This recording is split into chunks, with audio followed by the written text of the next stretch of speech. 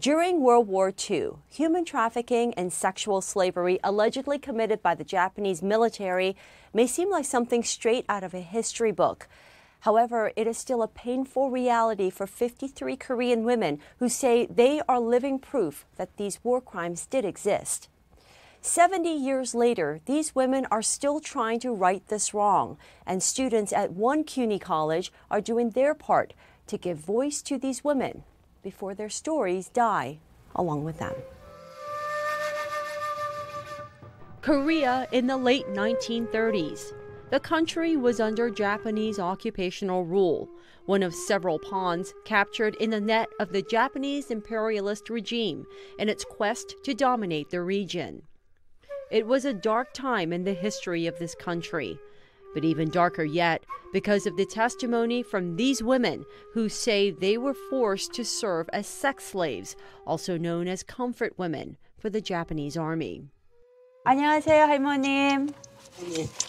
16살 정도 됐어요. Via Skype from their residence in South Korea called 나눔의 집, or House of Sharing, I spoke to two women who, despite their advanced age, tell with great clarity how they were taken against their will.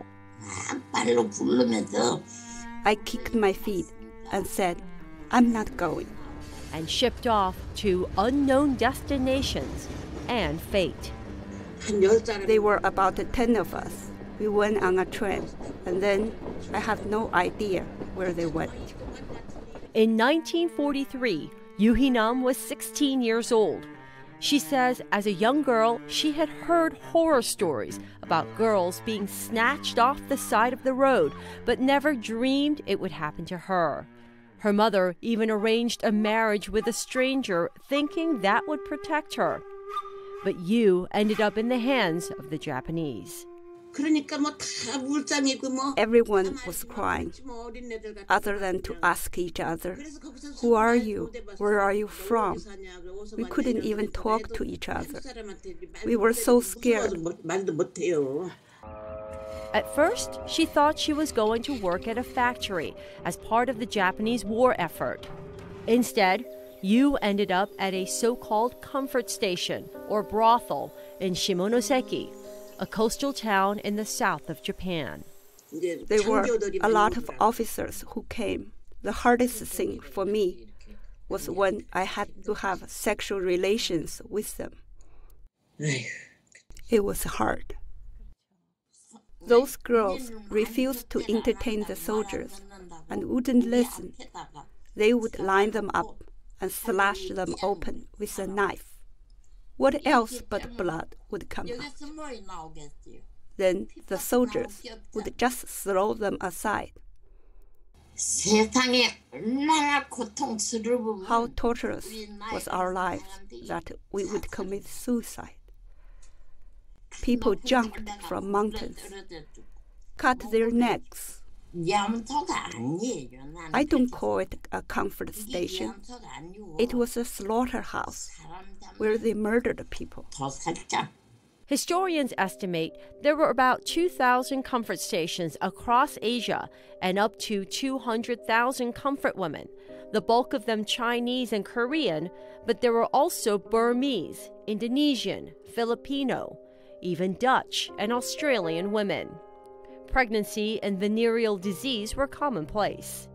Documents and testimony by former soldiers suggest that the Japanese military was involved in this large-scale sex slavery, perversely as a way to prevent rape crimes and venereal disease during the troops' deployment. The Japanese government has continued to deny any coercion, saying these women voluntarily entered into prostitution due to poverty.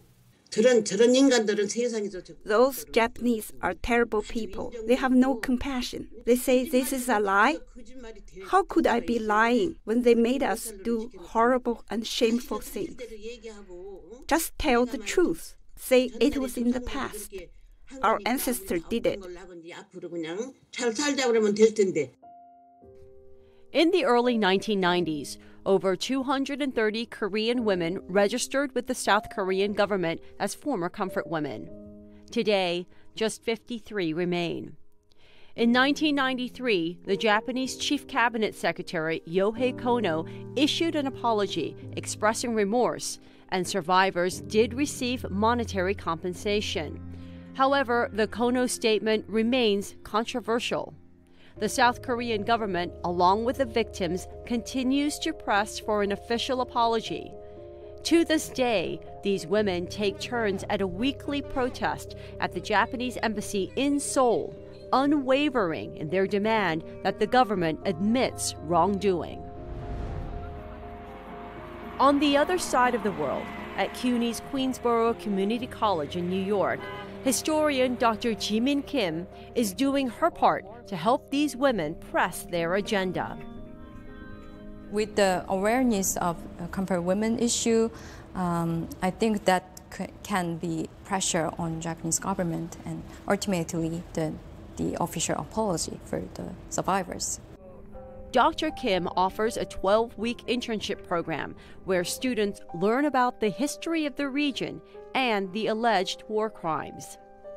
Majority of the students didn't know about comfort women at all. They barely knew where Korea is. But when the students heard for the first time the survivors tell their stories in this documentary, a few were visibly distraught. It's difficult to put in words because I have cousins who's that young, and if they ever went through that, I don't know what I would do to myself, how I react. Like right now you can tell I'm like... Those students are very young and much potential. So many former students said that they changed their perspectives on war crimes and human rights after this program. And I think it has much potential to change the world. The highlight of the internship is this Skype session with survivors. 갈 자리가 남았어요. 내가 이래 상태로 볼 적에. Based on these interviews, the students create websites, poems, and artwork, which are temporarily displayed at the Kupferberg Holocaust Center on campus. The executive director says he has plans to make this a permanent exhibit. We are imagining it to be based largely on stories at this point. So the stories, the life stories, the testimony of the victims, also to make it relevant through showing the women as they live today and how it informs and ultimately, ideally, opens their eyes to the connections between various groups and the dangers of allowing hatred and prejudice to grow unchecked. After the Japanese Empire was defeated at the conclusion of World War II in 1945, the comfort stations were abandoned. Reportedly, many of the women were killed. Others made their way back to their homeland. Lee decided to stay in China. Why didn't I ever go looking for my family? I had a sign on my forehead that said comfort woman. How could I possibly go with that shame? Yu never saw her family again either. She married, had 5 children, and kept her secret hidden from everyone until she was one of those who registered as a former comfort woman. Her daughters have not spoken to her since. They said, "How did this happen? We have to all take medicine and die together." I still regret it. Why didn't I just die by keeping my silence? I spoke out, and now my children wouldn't talk to me. Now, Lee and Yu live with other survivors at Nanumejib, or House of Sharing, which is both a museum and residence for former comfort women. Yu has cancer. Lee has medical issues stemming from her traumatic past. Both know they do not have much longer to live. Their one wish is to die knowing that their dignity has been restored, if not for themselves, for the memory of those who went before them. To this day, textbooks in Japan make no mention of comfort women, which many have denounced, calling it revisionist history. I'm Minnie Rowe for Asian American Life.